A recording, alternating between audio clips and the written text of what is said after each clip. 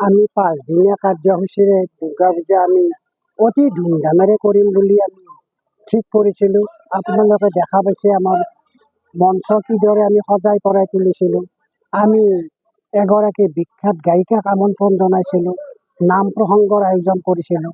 কিন্তু জুবিন গাৰ্গ মৰি যোৱাৰ লগে লগে আমি সেই অনুষ্ঠানবিলাক বাতিল কৰিলোঁ। আৰু বাতিল কৰি আমি কিন্তু পূজাৰ যিটো কাৰ্যসূচী, সেই পূজাৰ কাৰ্যসূচীটোত ক'তো আমি কাৰ্পণ্য কৰা নাই। সম্পূৰ্ণ আধ্যাত্মিকতাৰ দিশেৰে আমি পূজা কৰিছোঁ। আজি আপোনালোকে দেখিছে যে আজি সন্ধি পূজাৰ সময়ত বহু অজস্ৰ মানুহ ফিল্ডখনত নধৰে, এনেকুৱা ভোগ লোৱা মানুহ আমাৰ হাজাৰ অতিক্ৰম কৰি গৈছে।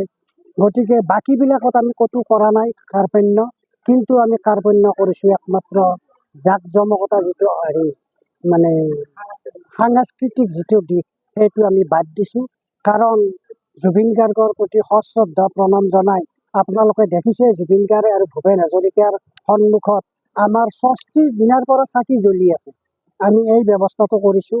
আৰু লগতে এই ১১০ বছৰীয়া আমাৰ যি দুৰ্গা পূজা, এই ১১০ বছৰীয়া দুৰ্গা পূজাত আমি সৌষ্ঠৱ বজাই ৰাখি ভৱিষ্যতলৈ আমি আকৌ ডাঙৰ কৰিম বুলি আমি মনস্থ কৰিছোঁ। আৰু কৰি আমি সুকলমে যাতে আৰু মা দুৰ্গাই অহা 2 দিন যাতে লৈ যায়, প্ৰকৃতি যাতে ৰুষ্ট নহয়, তাকে আমি কামনা কৰিছোঁ।